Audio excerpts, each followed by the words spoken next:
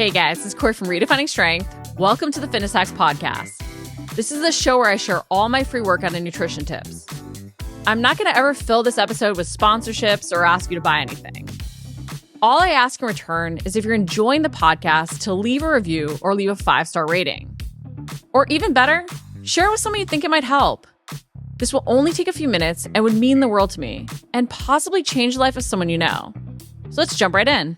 We all have those things that we feel we have to do to get results. But the more we can reframe these things as things we get to do, the better off we're going to be.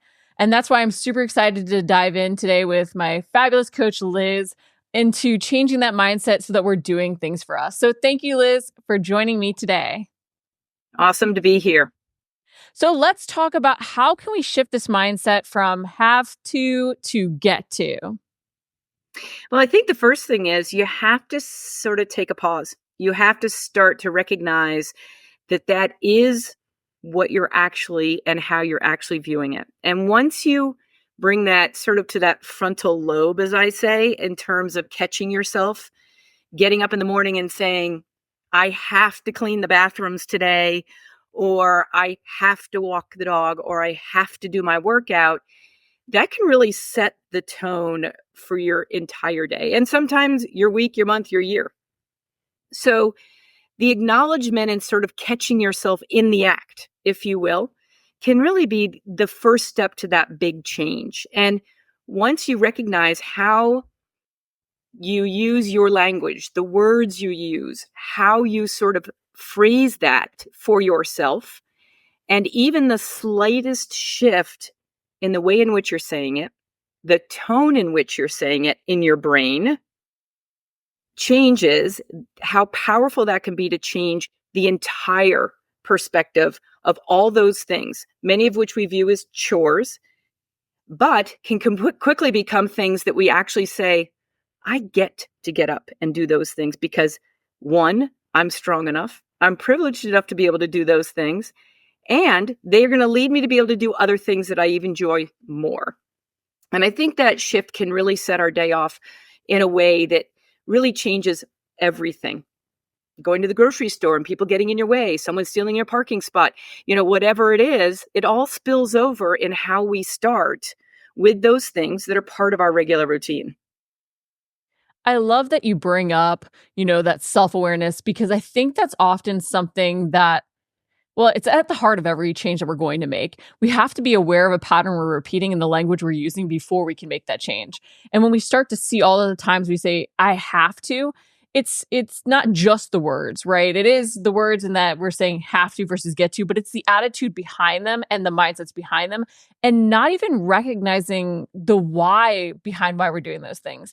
We say, oh, I have to clean the kitchen, or I have to clean the bathroom. And while I don't know if anybody will fully ever think that's fun, and if you do think that's fun, come over, please do mine. We can shift our mindset around the have to and the attitude behind that into, hey, I love having a clean house. It makes me feel way less stressed. It makes me feel so much happier. It really changes my whole mindset, because I know when my house gets cluttered, it does sort of pull me down. And you can put it into the why behind it and sort of tie it back to something bigger. In terms of that, with some of the habits, especially around fitness and nutrition, how do you make sure that you are tying things back to your why so that it feels like something you get to do?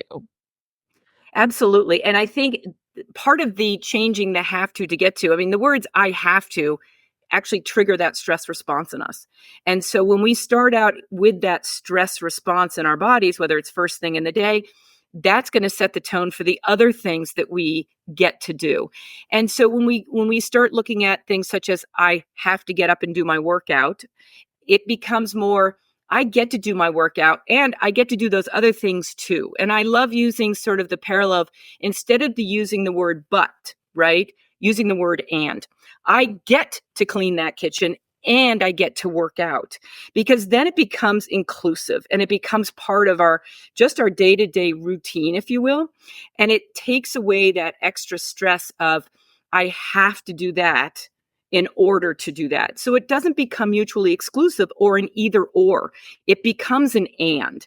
And I think when we start to view things with the way that we take care of ourselves, whether that's self-care, whether that's self-awareness, whether it's knowing that we get to go for a walk if we do these other things, it all adds up to the way in which we sort of approach every single day. And I, there's a quote I love that is, be that person you want to be, that when your feet hit the floor, the rest of the world is going, oh no.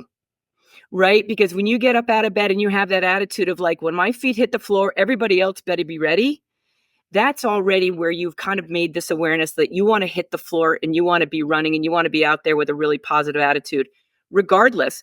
And I think when we start to rationalize not being able to do things because of other things we have to do, it becomes that slippery slope of, if I have to do that, then I can't do that. Instead of it being, I get to do this and I can do this. And that just changes our whole outlook on the way we take care of ourselves. It's a little bit of putting on your own mask before putting on somebody else's. If we're not putting our own mask on by getting to do the things that we want to do and need to do for ourselves, filling our buckets, putting deposits in our banks, then we will forever be trying to figure out how to get to that place. How to get to the get-tos. We'll always be thinking of it as the have-tos. It's tying the habits back to the importance for you, but also connecting things that you already are inspired to do, that you get to do, to things that maybe you don't necessarily yet feel that way about. And I love that use of and to do that, because you are connecting things that maybe you are prioritizing in your life to things that you haven't yet prioritized through that and. And I even think it goes so far as to start your morning with something you already feel you get to do or you want to do. Because as you mentioned, that really does set the whole tone. When you have this feeling of, I have to do this, I have to get up and do this, I have to, do things I don't necessarily yet prioritize or value as much as maybe I should, because I haven't seen that connection to my why, or I haven't felt that connection to my why. The more you can even start the day with something you get to do that you are inspired to do, the more you set that tone, then to even change your mindset towards other things that maybe you haven't yet found that priority in or that value in potentially. No, and I agree. And I think the why piece is so powerful. And we're all in different places on that. We all have whys that might start here, but evolve into here. And as those whys become more clear or become stronger or even change, and that happens as we evolve through this journey, is our whys potentially maybe get more clear and maybe they change. But at the end of the day, we all want to feel energized. We want to feel good. So we know intellectually those feelings that we want to experience, we've experienced them. And sometimes we have to sort of prioritize that as, I get to get up and do this because I know that I'm going to feel amazing, strong, and energized when I am finished. And that becomes the why. And it also, I think, sometimes helps the prioritization, right? And, when we try to prioritize the things that are most essential in our lives, there's a lot of noise. There's a lot of distractions. And we sometimes have to get right back to, one, making sure that that's something that is maybe not negotiable, right? That's sometimes a way in which to look at things that we get to do versus what we have to do. But also it ties back really to how we know we're going to feel. And that gets back into the why. I want to feel really good because I know that I'm a much better mom. I'm a much better spouse. I'm a much better whatever friend when I have that why fulfilled. And it comes down to, I think, the idea of feeling as if we have that worthiness to validate that that is really important to us. And that we are so lucky to be able to get up and lift that heavier weight if that is in our workout today. Or we get to be able to go fill our plate with nutritious foods. And those are things that just become part of our sort of our muscle memory over time. It becomes more so the get to as opposed to the have to. The more we practice it, the more we get up and just say, I get to, as opposed to I have to. And sometimes even if the habit doesn't feel like something you get to do and you're mentally thinking, okay, I can repeat get to, but it feels like something I have to do, we can tie it back to something that makes it feel more like a get to, even in overcoming some of the challenges. Because I can tell you the workout that feels the best is the one that you do when you feel like you have to over you get to. And so even in thinking that like on a day where you're like, oh gosh, my mindset is I have to do this, be like, hey, I get to do this and I get to feel extra strong because I'm going to have done this when maybe my original mindset, my original thought was the have to. And in thinking that, sometimes you can even shift the mindset of, oh yeah, I feel so much better when I do something at a time maybe I don't want to do. It's not like a glossing over everything or a Pollyanna-ing everything, but it is Yep. recognizing to the value in those things. And even the things that you maybe don't prioritize right away, the and can be so valuable because I know for me sometimes in the morning to do things that I will otherwise let slide from the day because they aren't yet priorities for me, I will do them and say I am doing these things and then I get to do this other thing that maybe I do really feel I get to do that excites me. And by doing those things first, I'll make sure they get done. Ultimately, they feel less like haves to because they're tied to something even that's positive. And we forget that association sometimes between something we maybe don't yet have that positive feeling toward that feels like a have to and tying it back to that get to change the perception of it because it is that and as you mentioned. Yeah, and I totally agree, Corey. And to your point, it is really important to acknowledge that there are definitely have tos in our life. I mean, we tell our kids you have to brush your teeth, otherwise you're going to have issues when you get to be older. And so it's not to say that there isn't an important aspect of the things we have to do, because I mean, we all have things we have to do. It's the way we look at it, right? And even the have tos can be like, I have to mow the lawn. Oh, it's awesome. But maybe I get to, but that doesn't really do it for me, but I have to mow that lawn. So, okay, good. Just approach it with a great attitude. Because as you say, when I get done mowing that lawn, I'm going to get to go stand up paddling. Right. So it's in some ways it is, yes, it is that habit linking. I like to call it, it's almost like those pairing of habits, right? I get to do this and then I get to do this, right? And it has a much louder sort of voice and calling to you. And sometimes it's the motivator too, right? It's the thing that motivates you to get through the first get to the second get to. And I think it isn't, and I think it's really important to distinguish between, cheerleading and really supporting. It's like, I need to make sure that I approach this with the right mindset versus, I'm just going to convince myself that this is good. Yes, we don't do well at like the fake it till you make it. It's more the act as if. And in that, with the get tos too, it's doing it for you. And I bring this up because I think that's an important thing that we also gloss over, that we're doing these things for us. But that's also why so often we do let some of the get tos slide. And we can even feel like they are have tos when we do enjoy them. Like we do enjoy our workout, but we feel like we get to do our workout and we feel a little guilty. And then it becomes a have to because we want to prioritize other things for other people. How do you help clients sort of work through the feeling of potentially even guilt with saying I am doing things for myself and I want to do things for myself, but I feel like I get to, and then it becomes a have to because I feel like I shouldn't be prioritizing myself? Right. And that is huge for a lot of people. I mean, people who are taking care of others a lot of their lives. And, and I think there comes a point in time when there then almost becomes this resentment to the other parts of their lives where they get so far down that road that it's very hard to kind of pull back to a place where they feel good. And the first thing that typically I'll encourage a client to do is to sit down and really write down what are the things that fill their energy bank. And I use the bank or the ATM sort of analogy because I think it's very visual for people to see. We have a bank, and if we always have withdrawals of those have tos, we lose sight of why we're doing them. Our bank becomes overdrawn, and we lose sight of what we need to make those deposits, right? And I mean, time is a resource. We have so much time. It's finite. And how we use that time becomes a matter of priority, but also desire. How do we want to use that time? And I always say that, like, with your ATM, you have so much time in that ATM, right? So much money in that ATM. What are you going to do to make deposits to that?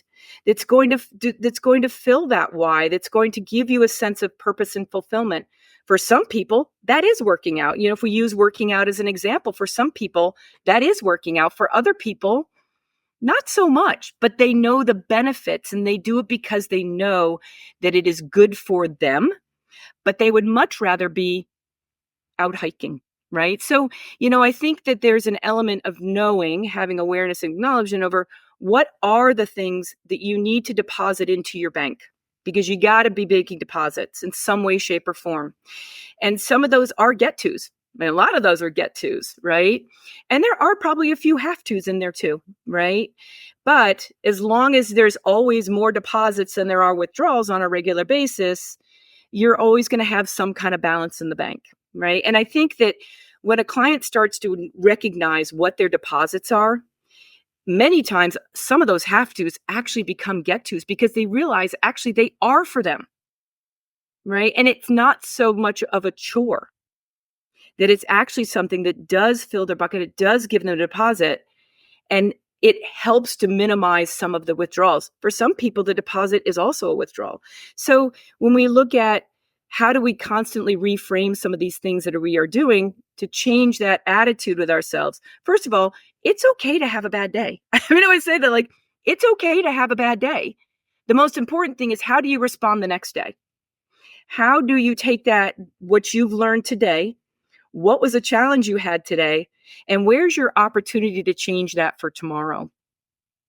And when they start to think about, well, what is it that's going to make me start my day off better tomorrow, or maybe change something that happened today that I can do differently tomorrow, all of a sudden it becomes a much more mindful practice as opposed to a reaction. And the response starts to be much more proactive as opposed to reactive. And I think sometimes when we get in that, like, I have to mode, it's a lot of times because we lose sight of being proactive and seeing things that we know might be coming and coming up with a plan and a response that's going to help us to keep that attitude sort of where we want it to be. Not because somebody else wants us to change our attitude, but because we want to change the way we look at it, so that it's coming from internally and not the external constant noise of what we have to do or what other people expect us to do. How do we do these things for ourselves? And that's, I think, a big shift for some people, to even just quantify or articulate is a better word, articulate what that is. What are those things? And once you know that, you can go back to those time and time again, and they're often tied back to why you're doing those things. And it all comes back around to where we started, of how do we start with the right attitude of we get to do these things.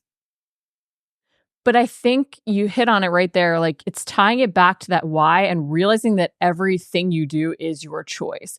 Because so often we do act like all these things are acting on us, and we are doing absolutely everything for ourselves. Like, even taking care of other people, like, yes, it's for them, but we're doing this because it makes us feel good. It's part of who we are. We get to even do those things. And that reframing of that mindset, it doesn't happen overnight, but it is so key. And the more we recognize, like, truly stepping back, we've set our why. This means that when you set your why, everything you're doing for your why, you're doing for you, and not in a selfish way, in a good way. And the more you Mm-hmm. do, the more you do. As you mentioned, if we get into that have to mode, everything becomes a have to. Even things we truly enjoy on a daily basis. I mean, I've had those bad days where it's like, "Ugh, I have to do this and I have to do that and I have to do this." And half those things I even want to do / put on my calendar to do because they were get tos. But because I got into that mode, it became a have to. And we have to remember, the more you do, the more you do. So the second you feel yourself getting into that mode, saying, hey, how can I flip this? How can I even pause in all the things I now feel I have to do and put in something I feel like I get to do? Because again, it goes back to the and. You can say, now I get to do this. I want to do this on this day, despite everything else that has happened. And after that, all of a sudden, now I get to do this and this and this because of doing that. But it's Mm-hmm. No. recognizing the direction of your momentum, so to speak. Mm-hmm. Yeah. And I think that there's so many ways to approach it. And one of the things that seems to be a common thread, I think, for many people, myself included, is that we get this sense of busy equating to purpose. And I always say busy is a 4-letter word, right? But it took me 55 years to figure that out. And so, when you get to that place where you recognize that being busy isn't necessarily fulfilling a purpose or serving us in terms of doing things for ourselves, we stop and need to pause. And another thing that I find really helpful with clients who come from a place of a lot of overwhelm, where they might be involved in a million things, and all of a sudden they wake up and they go, boy, I have really got to focus on myself, right? Well, you can't just flip the switch. You can't just all of a sudden say, unless you're going to move to an island, like, I am just not going to do any of that other stuff. And all I'm going to do is take care of myself, because that isn't typically the way it works. And instead, really sitting back and starting to take a look at, again, just sitting back and bringing some clarity and articulating on the things that are most important to them. Again, the why. And I think when you can identify what are the things that are most important to you, and then identify what are the actions you need to take to align with that, and start with the most simple step, right? So in other words, getting out of bed in the morning and then you first say, I have to go do X, is the first step is stop. Wait, I just heard myself say I have to, right? That's the first thing. And the more that you practice catching yourself and making that change, the more progress you're going to make. And it really comes back to really taking a look at, there are a couple of things that I think are wonderful ways to sort of look at our lives and the way all of this fits in this big puzzle, as we call it. And part of it is that the pieces of our pie constantly shift. That's just life, right? And we know there are times that we can prioritize certain things more and certain things less. And one of the visuals that I find really powerful is the visual of a dial. There are times when we need and want to dial up, and there are times that we need and want to dial down. And how we do that really is up to us and how we choose to prioritize things. And sometimes we don't always get our way. That's life, right? Sometimes we have to make choices. But at the same time, we also know that when we say, I'm making the choice to get my workout in this morning because I can and I get to, that's a priority that you're choosing. And it's important because it is for you. And it's not because somebody else, says you should, right? Because that's the other piece. We're not listening to what we should be doing, but instead because we know it's a commitment we've made to ourselves, and that we've identified that is something that is really essential in our lives. And the most powerful thing that I think that we can recognize is when we need to say yes to less with all the other stuff, and how we then can start to make space for these things we get to do to minimize or mitigate how they become the have-tos. And we actually find that bandwidth to be able to enjoy and really sort of engage in it. I love that phrase, say yes to less, because I think that really is in the heart of busy being a 4-letter word, right? We think of all the things we should do, have to do, even the things we get to do are in there, but it's all these things. And we often even turn to trying to do more when we want to hit our why, when we want to reach our goal. And then we get super frustrated because the effort doesn't always equal the outcome. And a lot of times we feel like we're giving so much more to get what we've gotten back in return.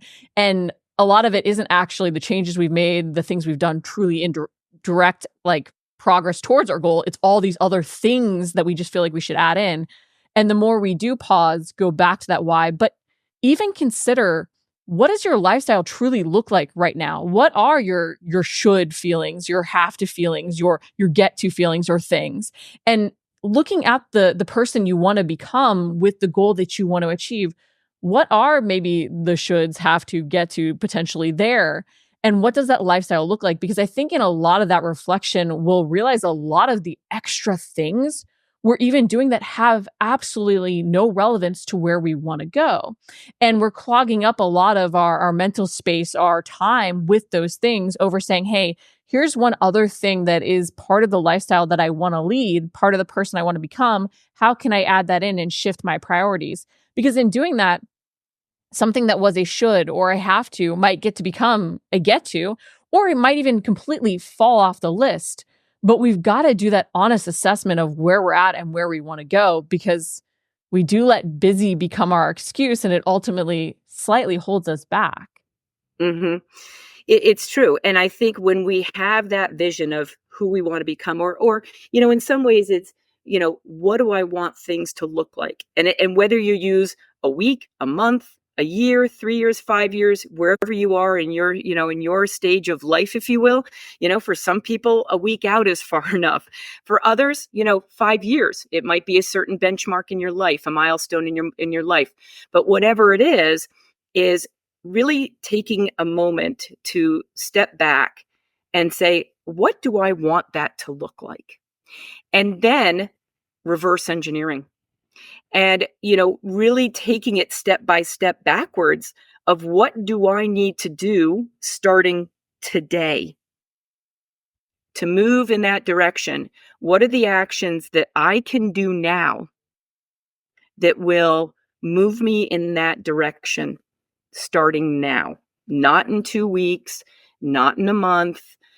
I'll get to it next year when I don't have to be the room parent for so and so's class. And it goes on and on and on. And I think this is the biggest shift that, as people who are fully engaged in our lives, and I always say that, like, a full life is a great life, right?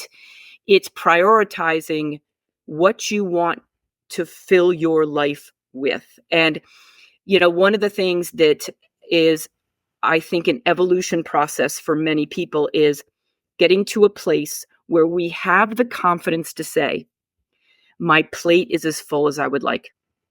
Not my plate is full. My plate is as full as I would like. That's my choice. And I may have said yes to less. I may have not agreed to do some things that aren't serving me as well.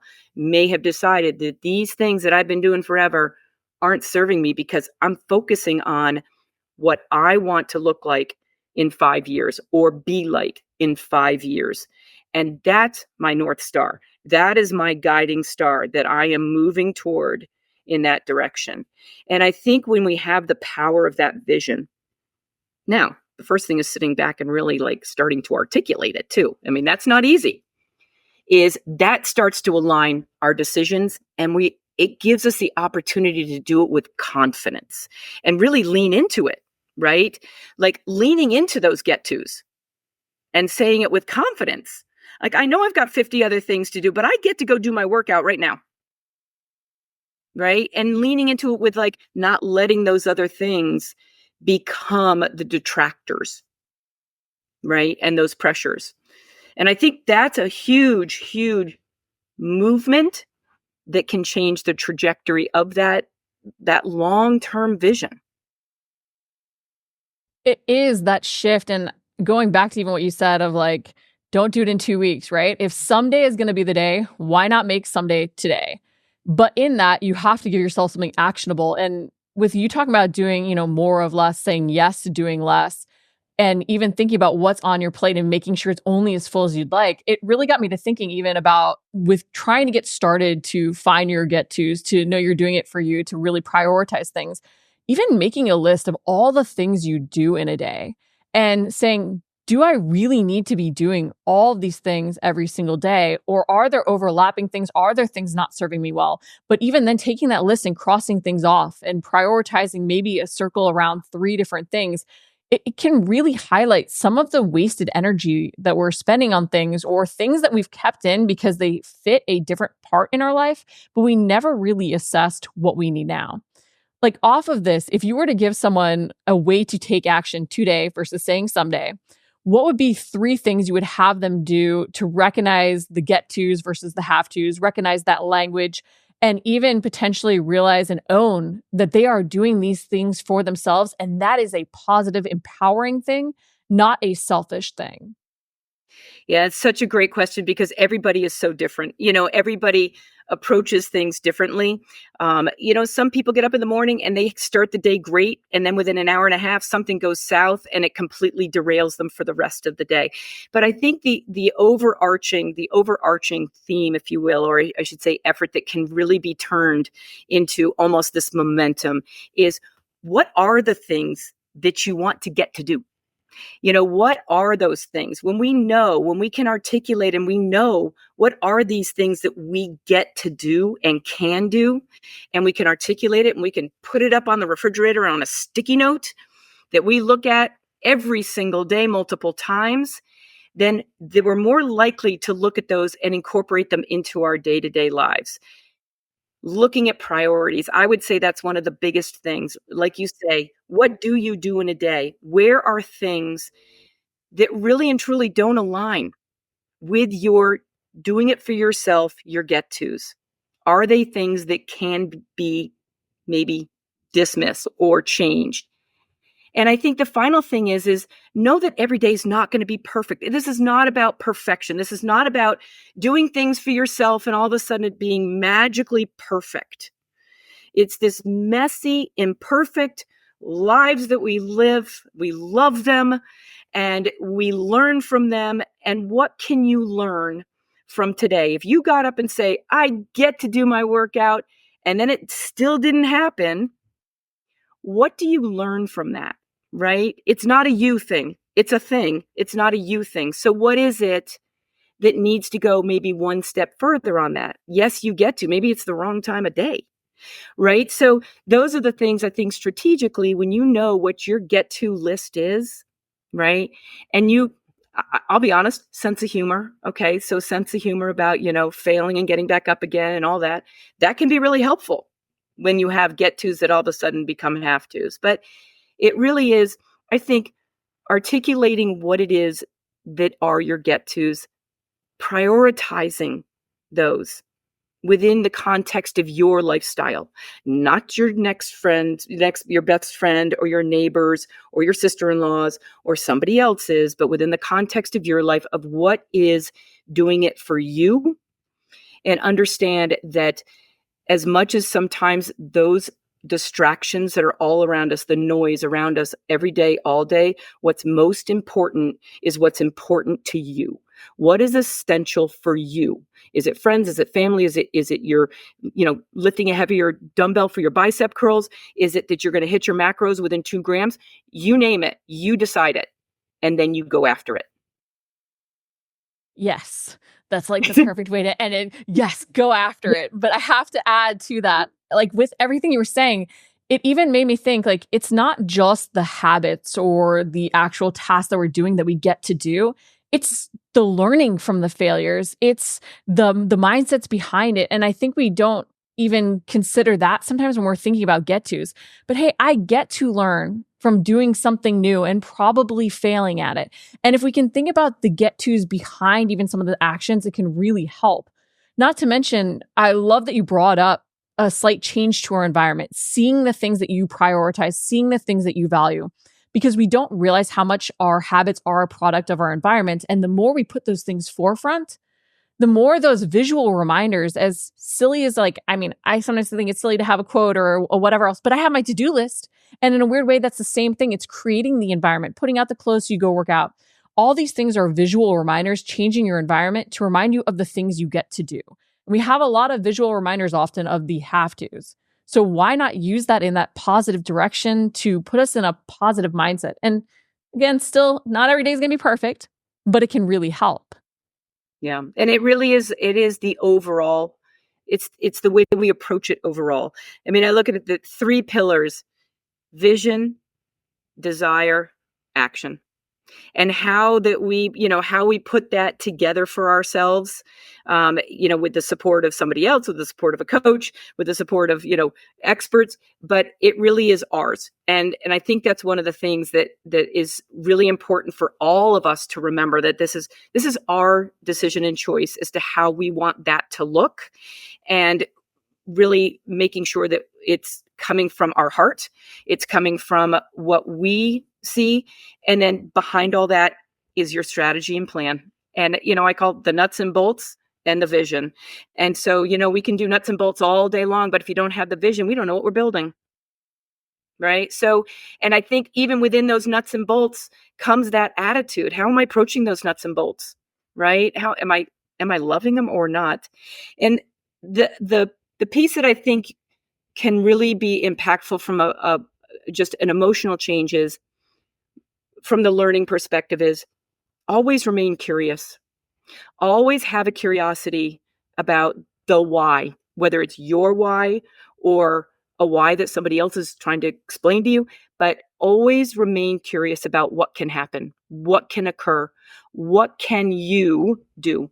Because when we remain open and we sit in some discomfort sometimes, and we get a little sticky and icky in some places, and we don't necessarily know why, a lot of times, if we remain open, I always say, like, you have to remain open to receive. If you sit there with closed, like, it's not working, I can't do this, it's all terrible, it's all have to's, take me away, and you're not open to receive, you'll never see it. It'll go right by you. And I think one of the things that we can do for ourselves is always ask, are we open to receiving? Are we remaining curious? Are we allowing ourselves to shift the way we look at things, our attitude toward even the nuts and bolts of things? Or are we letting those things just stew? And I think when we start to really look at that bigger picture, if you will, all of a sudden you start to see so much more. And not just what we're capable of, but what we want to be capable of. We see the potential, and I think there's nothing better that we could do even today is just to be open, be curious, sit down and really think, what are things I'm saying I have to do, and how can I reframe them as things I get to do? Using that "and" as a powerful tool to even tie in things to really inspire ourselves, not to get into that have to mode, but to get into that positive mindset of embracing our choice and our decisions to really reach our why and make our vision come true. Thanks for listening to the Fitness Hacks podcast. Again, this is the place where I share all my free workout and nutrition tips. I'm never going to run sponsorships or ask you to buy anything. All I ask in return is, if you're enjoying the podcast, to leave a rating or review or share it with someone you think it might help. This will only take a few minutes, and it would mean the world to me and possibly change the life of someone you know.